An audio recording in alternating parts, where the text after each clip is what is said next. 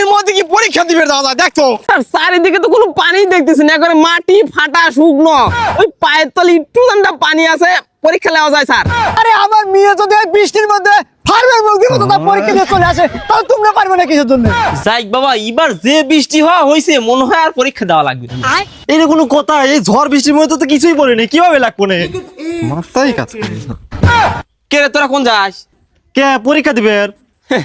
ফাইজলামি করিস না তো, বই খাতালি কোনে যাচ্ছ তাই কো।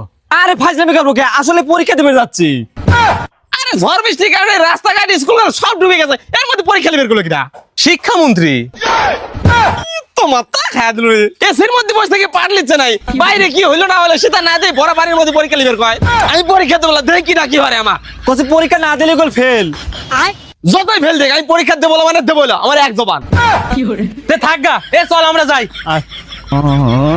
পরীক্ষা পাস করলে আব্বা বিয়ে হবে চাইছে। দেখি এসির পাওয়ারটা একটু বাড়ায় দে। এবার ঠিক আছে, বাইরে বৃষ্টি, ভিতরে এসি, খুব শান্তি। স্যার, বাইরে যে বৃষ্টি, পরীক্ষা বন্ধ রাখবো না চলমান থাকবে? হ্যাঁ ও কি?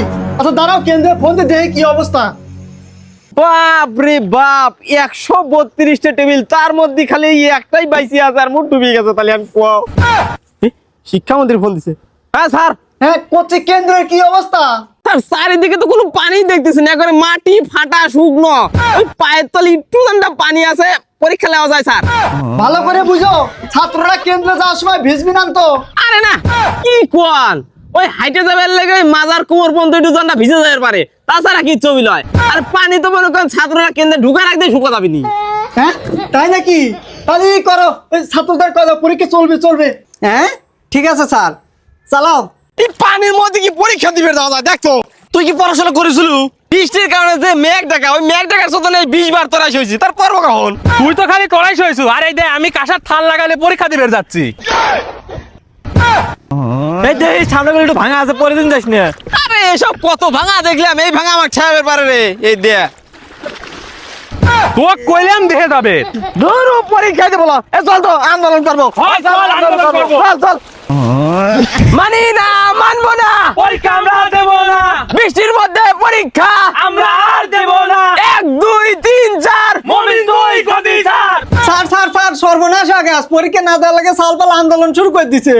ফাইজলামি করার জায়গা পারে না? আমি ক্লিয়ার দেখলাম কোনো জায়গায় পানি নাই, ছাত্ররা আবার আন্দোলন ডাকলো কে? তা তো আমি জানি না। স্যার আপনি যা তাড়াতাড়ি ওদের বোঝান, নাহলে তারা সবকিছু ভেঙে ফেলাবে নি। তো চলো চলো চলো, আমার হেলিকপ্টারটা বাইক কর। স্যার তেল নেই। তাহলে হাইটেই চল। এই, এই, এই, এই, তোমাদের সমস্যা কি? তোমরা পরীক্ষা দিবে না কেন? এই বন্যার কারণে আমাদের সব কেন্দ্রে পানি হয়ে গেছে, আপনার কিছু হয়ে পারে না, এর মধ্যে কিভাবে পরীক্ষা নেন? কই দেখি আসো, কোনে পানি? সে চলেন, দেখে চলেন। এই আয়। এই দেন চারদিক দিয়ে কত পানি, এর মধ্যে কেমন করে পরীক্ষা দেবো? কই আমি তো চারিদিকে কোনো পানিই দেখতে পাচ্ছি না, এটা ক্লিয়ার শক্ত মাটি। তোমার তা খায় দিল রে, এটাই শুকনো কেন কি কয়? আরে স্যার, আপনি তো নিজেই হাঁটু পানির ভিতর বসে রয়েছেন, তাও পানি চুয়ে দেখতেছেন না। কত কথা শুনবে চাই না, পরীক্ষা ঠিক করছি, বই থাকবে না থাক, পানি থাকবে না থাক, পরীক্ষা দেওয়া লাগবে। আর হ্যাঁ, 80-র মধ্যে যদি 70 পাস, তাহলে টিসি দিয়ে কলেজ থেকে বাই করে দেবো। তোমার তা খায় দিল রে। আরে এনে বসবো করলে লেখবার গেলে তো খাতা ভিজে যাবেনি। আরে আমার মেয়ে যদি এই বৃষ্টির মধ্যে ফার্মের মুরগির মতো তার পরীক্ষা দিয়ে চলে আসে, তাহলে তোমরা পারবে না কিসের জন্য?